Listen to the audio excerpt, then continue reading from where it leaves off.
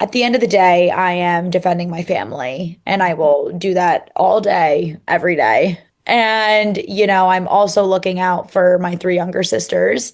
I understand I am an adult now. I'm not being asked to be, treated like a child of any sort, or that I can't handle, the hate comments, because I handle them every day. But my younger sisters, don't need to always be so exposed to everything. And I understand that's also the price you pay with reality TV. Well, hey, Gia. Thanks so much for joining me today. Oh, thank you for having me. I am so excited. You've got so much going on right now. You're having such an it girl moment. You've got your new podcast, Casual Chaos, that is out, and you've got a Bravo show coming up, Next Gen NYC. So there's a lot to dig into. But first, I want to talk about your podcast. For people who haven't tuned in yet, can you just describe a little bit about what you're doing there?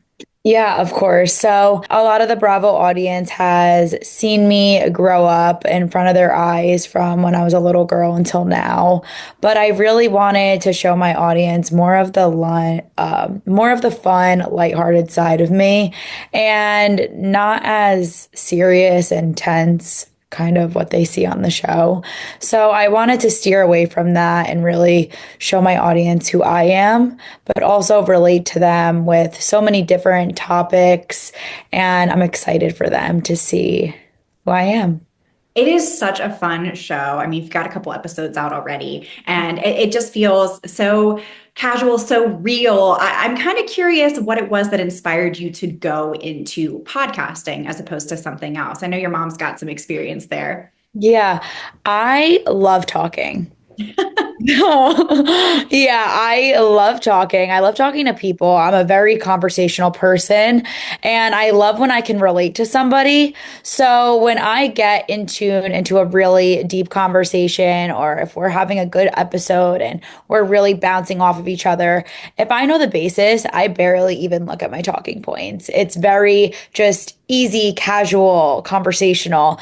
And that's what I love about it. And that's why I thought this would be so good for me, because I don't want people to think it's staged or scripted or anything that they ever thought about Housewives, or, anything like that. I wanted them to really just see me for me and really just get to know my authentic self outside of the Real Housewives. Yeah, I'm kind of curious. I mean, obviously, you've been on camera forever now, but how does this feel different to you, having a little bit more control, having a bit more of a directing role here? Well, it's kind of just like refreshing, honestly. I mean, also what was going on Bravo, a lot of it involved my family. So it was very real moments. It was a part of my life. It was very real. But it was, again, a part of my life. It was things involving my family. So all of these emotions, events that took place, they were very real. So it kind of left me no choice but to be serious and, upset or agitated or things like that, because that was what was happening at the time. And that's also all that they were capturing. Of course, they want to see the drama and the highs and the lows and everything like that. But this is just not like that at all. I don't care to talk about the family drama. I want to just talk about, real life things, pop culture, what's going on in the world, relationships, friendships, health and wellness, kind of also talk about what I've been through and how I can help other people. Like if your family was ever incarcerated, if you've ever dealt with family members going to prison, how I dealt with it, how I can help my audience go through those times. Or if you ever dealt with divorce, how I dealt with my parents getting divorced, and maybe how my experience can help my audience.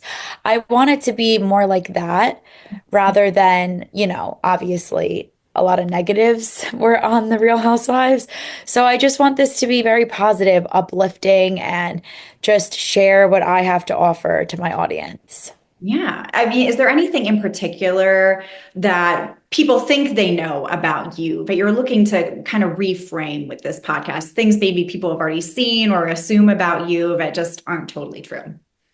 I mean, I guess this could kind of fall into like why I'm also excited for people to, watch my podcast, but also see me on Next Gen. Mhm. A lot of people always say that I'm assertive or that I, involve myself in adult conversations. But, you know, at the end of the day, I am defending my family and I will do that all day, every day. And, I'm also looking out for my three younger sisters. I understand I am an adult now. I'm not being asked to be, treated like a child of any sort or that I can't handle, the hate comments because I handle them every day. But my younger sisters, don't need to always be so exposed to everything. And I understand that's also the price you pay with reality TV. But, if it could be minimized, why not? So I will always defend my family. And, back on to Real Housewives, it was my life. My mom also didn't have my dad for quite some time on The Real Housewives of New Jersey. So I was her person. And when you always have people constantly going after you, you want somebody in your right-hand corner. And that was me. And I would do that any day for my mom. So people could, be mad at me for being so assertive and inserting myself into things, but I'll never be mad at that because I was defending my mom when she needed me. So that's kind of, I guess, the biggest thing that I hear a lot from fans.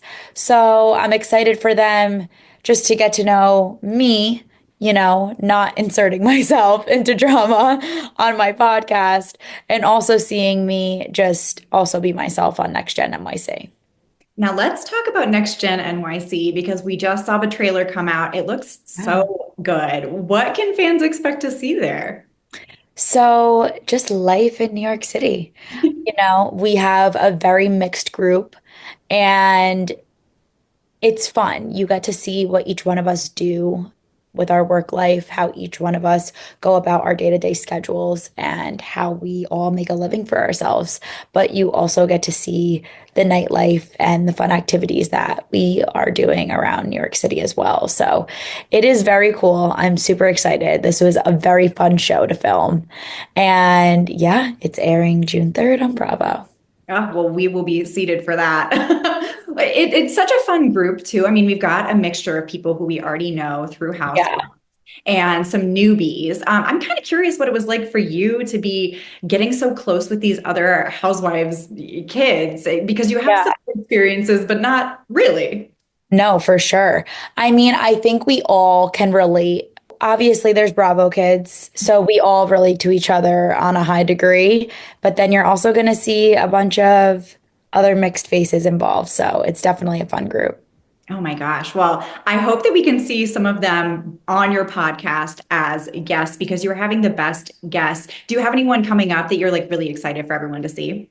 I do. I can tease my next guest. It is going to be Sammy Sheen, Denise Richards' daughter. Fun. So she has a very interesting story too, and we connected a lot. So I'm super excited for this episode to come out and a lot more really exciting guests to come. Oh, okay. Well, I'm very excited. I just finished watching Wild Denise Richards and her Wild Things, so that's going to be really fun. Did you take anything away from any of the interviews that you've done so far? Anything that you were like, wow, it's really interesting, or that's a new perspective? Definitely. I think just hearing everyone's story, that is, that's my, that's why I love doing this. I'm very intrigued by everybody's story because, every house has a broken window. Everyone deals with different things in their life. So when I had Maria on, it was really fun to hear her things about The Bachelor and now how she wants to be so away from that and kind of just find love naturally and what some of the hardships that she endeavored and some of the hardships that she like went through. And yeah, with Sammy, I think you guys are going to be very interested. Her story is really cool, and I like connecting with people on different levels on my podcast. So I definitely like to do that with all of my guests.